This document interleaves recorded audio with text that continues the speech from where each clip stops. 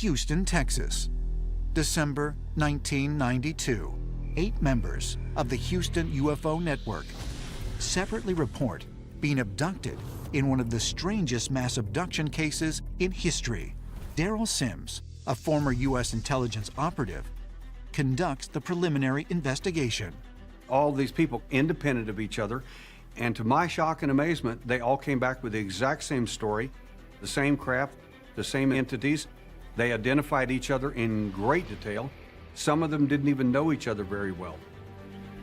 All of these people described being taken by a small craft and a small entity, and the entity took them to a much larger craft.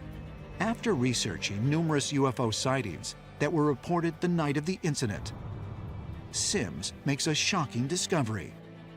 Someone in Japan had filmed the moon during this time and filmed a massive craft that left a shadow across the moon as it crossed the moon's surface during the same time of the mass abduction. So there was the corroboration that we needed.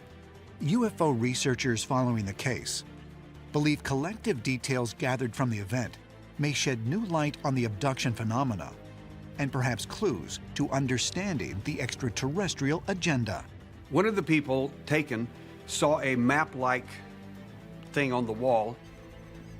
The map that this individual saw that was on the wall indicated approximately 6,000 years of the aliens' involvement with mankind.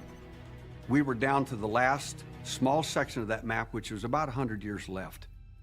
What we deduced from the information from the abductee was simply that this experiment, whatever it is almost over. After viewing the map, one of the abductees was led through a massive hallway to another part of the craft. It was a huge room of enormous size. I said, "What did you see?" He said, "It looked like a collection, almost like a museum of things that have been collected."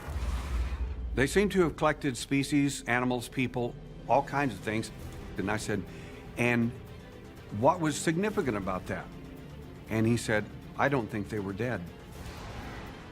I think they were all suspended animation." This may explain the reason why some people disappear and don't come back from an abduction event.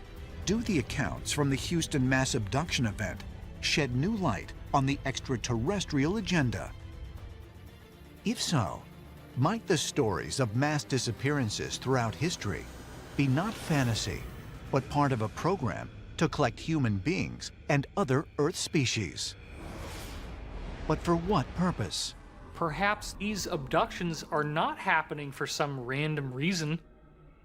These samples are being taken so that the human seed itself can be preserved in the unlikely event of some mass ecological catastrophe that wipes out human life on Earth as we now know it.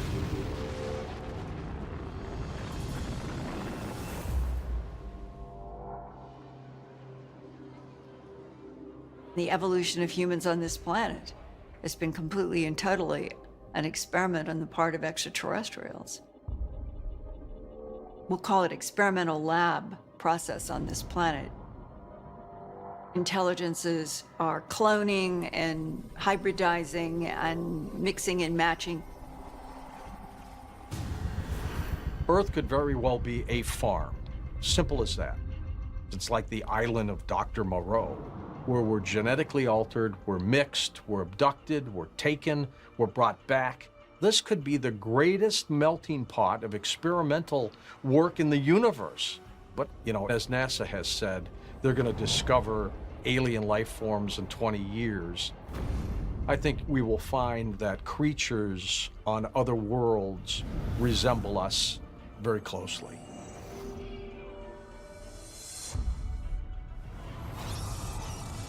Could it be that extraterrestrials really have been coming to Earth and abducting large groups of people throughout our history?